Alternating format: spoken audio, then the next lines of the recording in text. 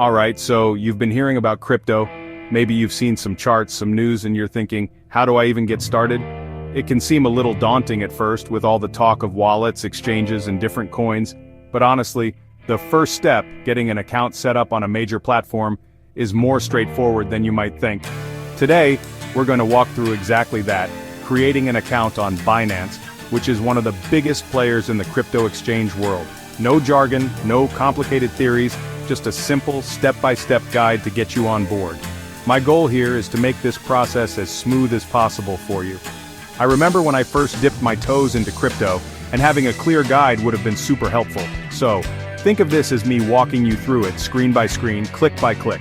We'll cover everything from the initial sign up to getting your account verified and ready to go. By the end of this, you'll have a fully functional Binance account, poised to explore the world of digital assets, if you choose to.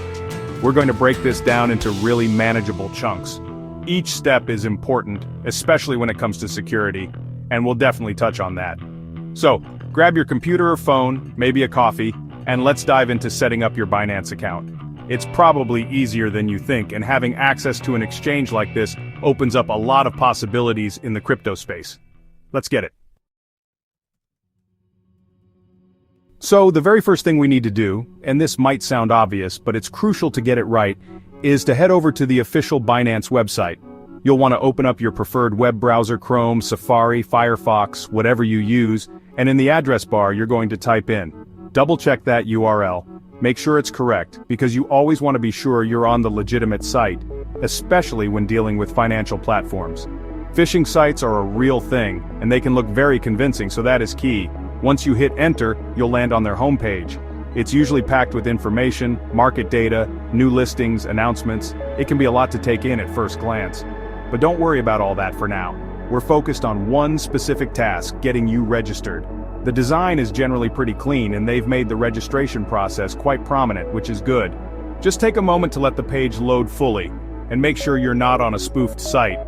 Look for the SSL certificate, that little padlock icon in the address bar, as an extra layer of confirmation you're in the right place. Alright, so you're on the Binance homepage. Now your eyes are probably scanning the screen, looking for where to begin. Typically on most websites that require an account, the sign up or register button is placed in a fairly standard location, and Binance is no different in this regard. You'll want to direct your attention to the top right corner of the web page. That's usually where you'll find the main navigation buttons for logging in or creating a new account. You should see it pretty clearly labeled a button that says register. Sometimes it might be next to a login button. It's designed to be easily noticeable. Give that register button a firm click. This action will then take you away from the main homepage and onto the dedicated registration page where the actual process of creating your account begins. It's a simple click, but it's the gateway to the next set of steps. So, locate it in that top right-hand area, and let's move forward. Okay, so you've clicked register, and now you're presented with a few options for how you actually want to create your account. Binance offers a good amount of flexibility here, which is nice because different people have different preferences. You'll typically see a few main paths. You can register using your email address, or you can use your phone number. These are the more traditional routes, and they work perfectly fine. You'll create a password specifically for Binance if you go this way, but they also offer more streamlined options which a lot of people appreciate for convenience. You'll likely see options to continue with Google or continue with Apple. If you're already logged into your Google or Apple account on your browser or device, this can make the initial sign-up process a bit quicker, as it can pre-fill some information and link your accounts. For this guide, we'll primarily focus on the email, phone method as it's universally applicable, but know that the Google Apple options are there if you prefer that route. Choose the method that feels most comfortable and secure for you. Chapter 4. Filling in your credentials. So, let's say you've opted for the email or phone number registration method. The next screen will prompt you to enter these specific details. If you chose email, there will be a field for your email address. If you chose phone, it'll ask for your phone number, and you'll likely need to select your country code first. Be super careful here and double-check what you type. A typo in your email or phone number at this stage can cause a lot of headaches later, especially when it comes to verification. Below that, you'll see a field for creating a password. Now this is important. Don't just type in password 123. Binance will have requirements for a strong password, usually a mix of uppercase letters, lowercase letters, numbers, and special characters, and a minimum length. Pay attention to those requirements. Create something unique and strong, something you don't use for other accounts. This is your first line of defense for your account's security.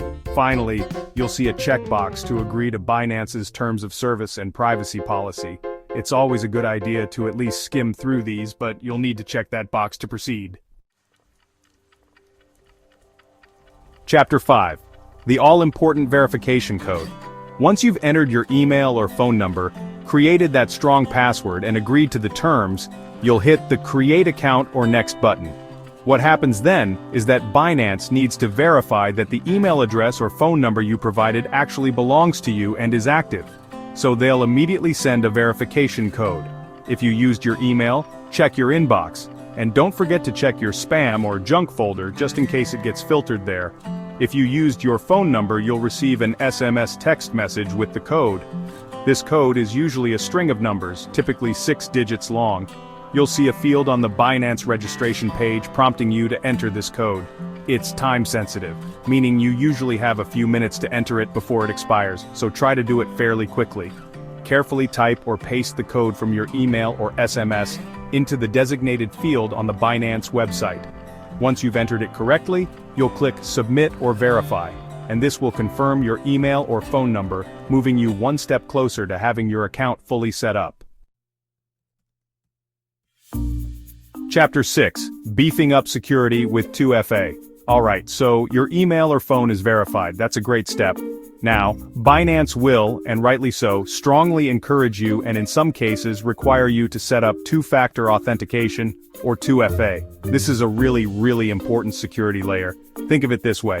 Your password is the first lock on your door, and 2FA is like a second different kind of lock.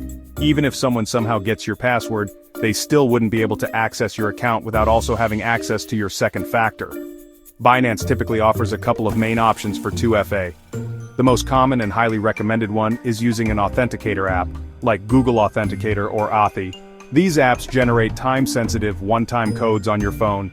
The other common option is SMS authentication, where they send a code to your phone via text message every time you log in or perform sensitive actions. While SMS is better than no 2FA, authenticator apps are generally considered more secure because they're not susceptible to SIM swapping attacks. Whichever you choose, setting up 2FA is not a step to skip. Seriously, enable it. Enable.